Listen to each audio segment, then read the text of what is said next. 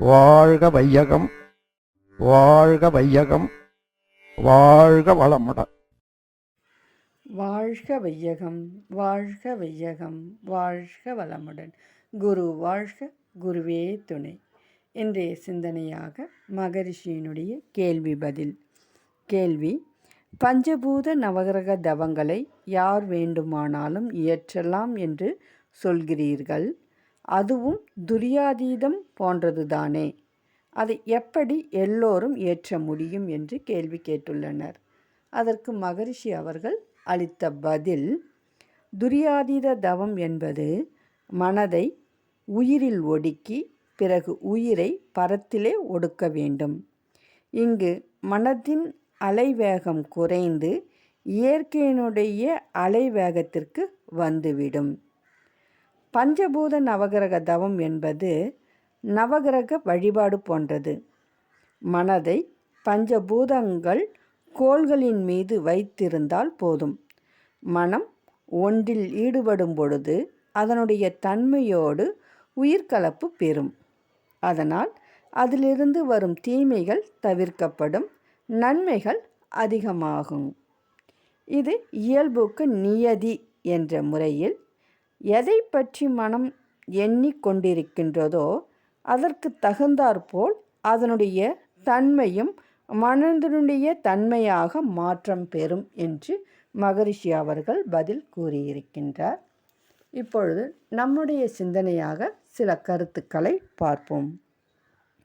அதாவது, இந்த உடலில் ஏன் இத்தனை மாற்றங்கள் வந்திருக்கின்றது அப்படின்னு பார்க்கும்போது, ஒவ்வொரு ஜீவனிலேயும் அது அடைகின்ற அனுபவங்களை கொண்டு கடைசியில் மனித குரங்காக வந்து மனித குரங்கிலிருந்து மனிதன் வருகின்ற போது அந்தந்த ஜீவனுடைய செயல்பாடுகள் இருக்குது இல்லைங்களா, அதுவும் வாழ்க்கை நிலைகளுக்கு தகுந்தாற்போல அந்த உடல் நிலையில் பெற்ற தன்மாற்றங்கள் யாவும் முழுமை பெற்ற இடம் அப்படின்னு பார்க்கும்போது மனித உடல் தாங்க, மனிதன்தான். அதனால் மனித உடல் எல்லா வகையிலேயும் சிறப்பு பெற்றதாக இருக்கின்றது. இந்த உடல் தோன்றுவதற்கு அடிப்படையே கோள்களினுடைய அலைவீச்சு தாங்க. கரு உருவாகின்ற போது கோள்கள் எந்தெந்த இடத்தில் நிற்கின்றதோ அந்த கோணத்திற்கு தகுந்தாற்போல அந்த உடலின் அடிப்படை ரசாயனத்தன்மை அமைந்து விடுங்க. அந்த தன்மைக்கு தகுந்த மாதிரி நம்ம உடல் அமைஞ்சிருக்கும். அந்த தன்மை மாறாத வரைக்கும் உடம்பு நல்லா இருக்குங்க, சரியாக இருக்குங்க. ஆனால் அந்த தன்மை மாறும்போது அது எப்படி மாறுது? ஒவ்வொரு கணமும் கோள்கள் என்ன செய்யுது?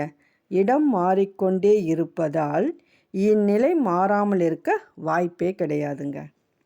இடம் மாற மாற என்ன ஆகுனா கோணங்கள் மாறும். கோணங்கள் மாற மாற திணிவு மாறுங்க. திணிவு மாறுகின்ற போது அதில் ஏற்றத்தாழ்வு வந்துவிடும்.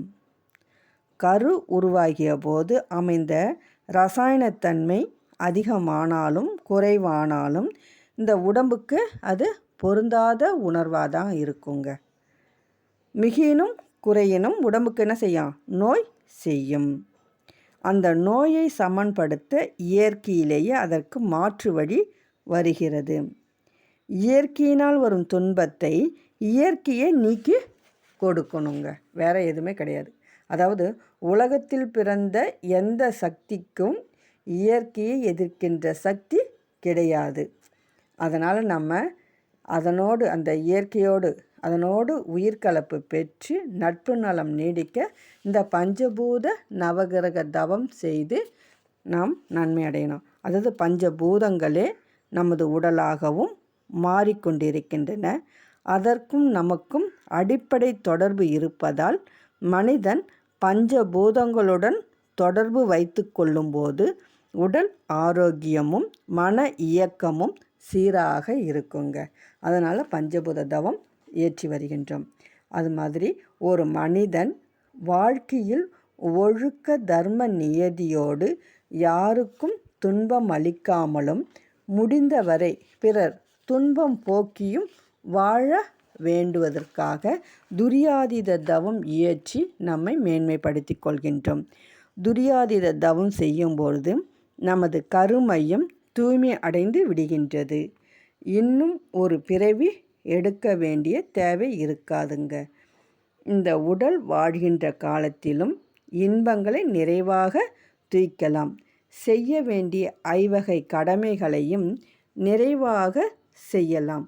உடல் முடிகின்ற காலத்தில் பிரபஞ்சத்தில் இறை தத்துவத்தை லயமாகி விடலாம். அப்படி துரியாதீத நிலையை அடைந்து அதுவாக மாற்றம் பெறுகின்ற போது இந்த ஆத்மா என்ன செய்யும்? கொஞ்சம் கொஞ்சமாக தூய்மை பெற்று கொண்டே வந்து அதிலேயே லயமாகி தொடங்கி விடுகின்றோமுங்க. எந்த அளவிற்கு துரியாதீதத்தில் லயமாக முடியுங்க? எந்த அளவிற்கு இந்த ஆத்மா தூய்மை அடைகின்றதோ அந்த அளவிற்கு லயமாகி நிலைத்து நிற்க முடியுங்க. ஏனென்றால் துரியாதீதத்தை உணர்வது பெருசே கிடையாதுங்க. லயிப்பது தான் மிகவும் சிரமமான காரியமாக இருக்குங்க. உணர்வு ஒரு துகள் வினாடியாவது வந்துவிடலாம். ஆனால் நீண்ட நேரம் லயிக்க வேண்டுமென்றால் இந்த ஜீவாத்மா சுத்தமாக இருந்தால்தான் அந்த பரமாத்மாவோடு இறைநிலையோடு லயமாக முடியும். அப்போ ஜீவாத்மா சுத்தமாக வைத்துக்கொண்டு துரியாதீத தவத்தில் அந்த இறைநிலையோடு லயமாக இருப்பதே நம்முடைய மன அலைச்சூழல் தன்மை குறைகின்றது. நம்முடைய